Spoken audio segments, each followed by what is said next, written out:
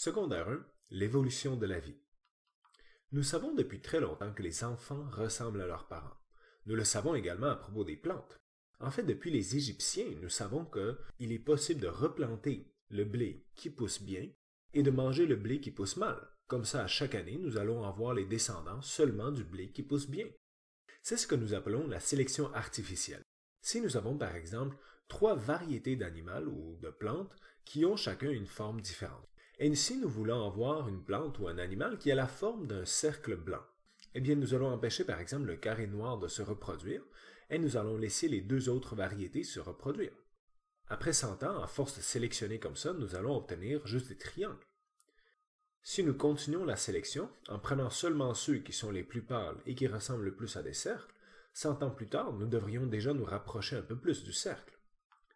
Et la sélection continue comme ça. À chaque génération, nous allons éliminer celui qui ne ressemble pas à un cercle blanc et nous allons laisser reproduire les autres. 100 ans plus tard, nous avons des choses qui ressemblent de plus en plus à des cercles blancs et en éliminant comme ça, nous allons finir par arriver à des choses qui ressemblent plus ou moins à des cercles blancs. Nous pourrions continuer ce processus de sélection artificielle jusqu'à ce que, peut-être 1000 ans plus tard, nous obtenons une espèce de plante ou d'animal qui ressemble pas mal à ce que nous voulons. Nous avons plusieurs exemples de sélection artificielle. Nous voyons par exemple ici un melon d'eau au XVIIe siècle. À force de faire la sélection artificielle, nous sommes arrivés à des melons d'eau beaucoup plus juteux et qui ont beaucoup moins de pépins. Nous avons le même exemple ici, avec le fruit sauvage, qui est l'ancêtre de la banane que nous connaissons aujourd'hui. Cette banane a été obtenue avec la sélection artificielle. Nous avons d'autres exemples aussi frappants, par exemple une herbe de ce genre qui existait dans les Amériques, qui à force de sélection nous a donné le maïs. Cette racine coriace et peu comestible nous a maintenant donné les carottes. L'exemple le plus extrême serait peut-être la Brassica oleracea. Cette plante montrée dans la photo ici est à l'origine du chou rave, du chou de Bruxelles, du chou-fleur, du brocoli et même du chou frisé. Dépendamment de la partie de la plante que nous avons sélectionnée, nous avons obtenu toutes les variétés de choux que nous présentons ici. Ils sont donc tous des descendants de la même plante et ils ont été créés avec la sélection artificielle. Nous pouvons le faire également avec les animaux. Le chien est un excellent exemple puisqu'il vient du loup qui a été domestiqué il y a des milliers d'années. Maintenant, nous avons créé énormément de variétés dans les espèces de chiens, tout simplement avec la sélection artificielle. On laisse les chiens qui ont la bonne forme se reproduire et nous ne laissons pas les chiens qui ne ressemblent pas à ce que nous voulons faire des bébés. Nous avons le même exemple avec le mouflon, à partir duquel nous avons obtenu des moutons. Nous pouvons penser aux poulets. Entre les années 50 et 2000, les poulets sont devenus 4 fois plus gros. Malheureusement, les poulets d'aujourd'hui ne survivraient jamais dans la nature, puisqu'ils sont trop gros et ne sont pas adaptés à leur environnement naturel. Et si la sélection artificielle permet de modifier la nature autant, comment est-ce que la nature fait les choses? Pour comprendre ça, nous devons aller voir le scientifique Charles Darwin. Lors de son voyage sur les îles Galapagos, Charles Darwin avait remarqué que sur les différentes îles des îles Galapagos, on retrouvait des oiseaux qui se ressemblaient beaucoup. On aurait dit des cousins. Pourtant, leur bec était différent et leur bec était bien adapté à la nourriture particulière qu'on retrouvait sur chacune de leurs îles. Il s'est donc demandé comment se fait-il que les becs d'oiseaux sont adaptés à leurs environnements? Comment se fait-il que les pattes des oiseaux sont adaptées à leur environnement?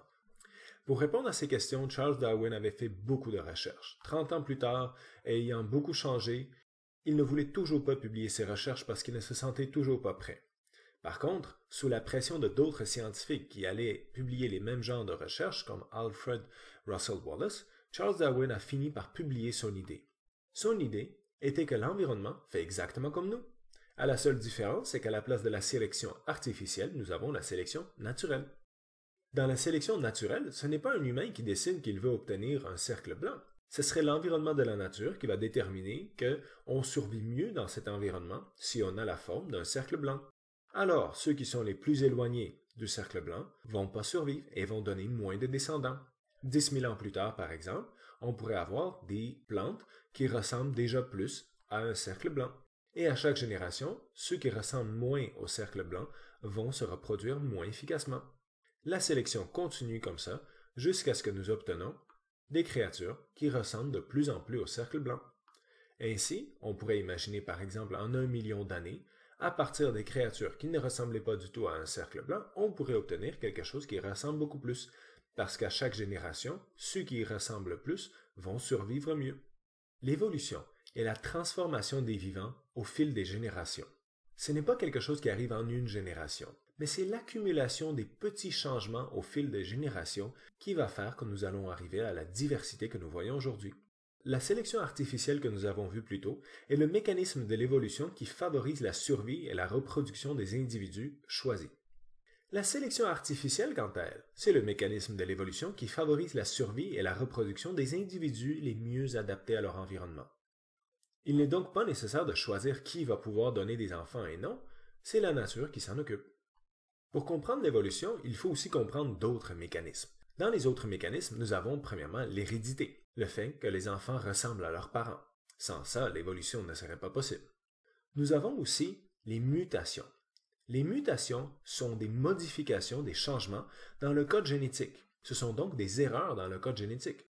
Dans certains cas, ça peut nous faire produire une protéine différemment, ou tout simplement arrêter de faire produire certaines protéines. Nous voyons des exemples dans la couleur des yeux. La couleur des yeux dépend des protéines que nous produisons pour faire la couleur. Mais au bout du compte, les mutations, donc les changements dans le code génétique, nous amènent la diversité génétique. Et la diversité génétique, c'est l'ensemble des variations de tous les gènes d'une même espèce. Avec la sélection naturelle, les animaux deviennent de plus en plus adaptés à leur environnement.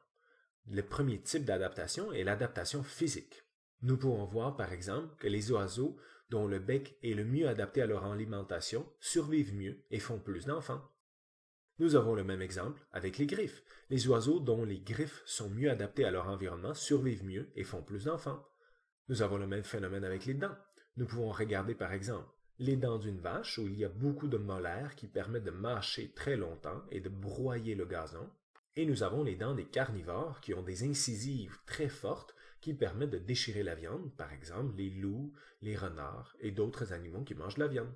Chez les humains, nous voyons que nous sommes omnivores parce que nous avons les dents qui permettent de brouter, les dents qui permettent de broyer et les dents qui permettent de manger de la viande. Donc, les humains sont capables de manger et la viande et les plantes. Un autre type d'adaptation est le camouflage. Le camouflage, c'est l'idée de se cacher dans la nature. Nous avons ici un insecte qui se camoufle pour paraître comme une branche. Il existe plusieurs lézards et caméléons qui ont les couleurs qui leur permettent de se cacher dans leur environnement, comme ça les prédateurs ne les verront pas.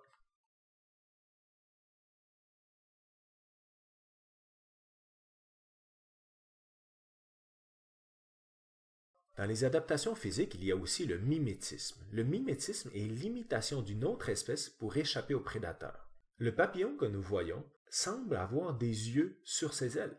Alors un oiseau qui le voit d'en haut va avoir l'impression qu'il y a des yeux qui le regardent et n'osera pas s'approcher. Ainsi, il repousse les prédateurs en ayant l'air d'un autre animal. Le deuxième type d'adaptation sont les adaptations comportementales. Par exemple, fuir l'odeur du feu.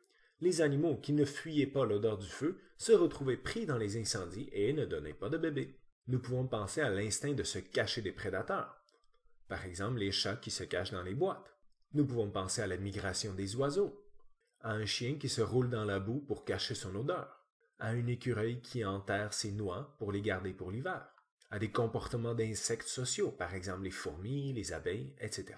Dans chacun de ces cas, les individus ou les groupes d'individus qui n'avaient pas les bons comportements ne survivaient pas et ne donnaient pas beaucoup d'enfants. Finalement, nous pouvons observer des exemples d'évolution dans la vie de tous les jours. La résistance aux antibiotiques est un excellent exemple. À force d'utiliser les antibiotiques, nous laissons seulement les bactéries qui sont résistantes aux antibiotiques se reproduire et nous développons de plus en plus de bactéries qui sont résistantes aux antibiotiques. Merci beaucoup tout le monde.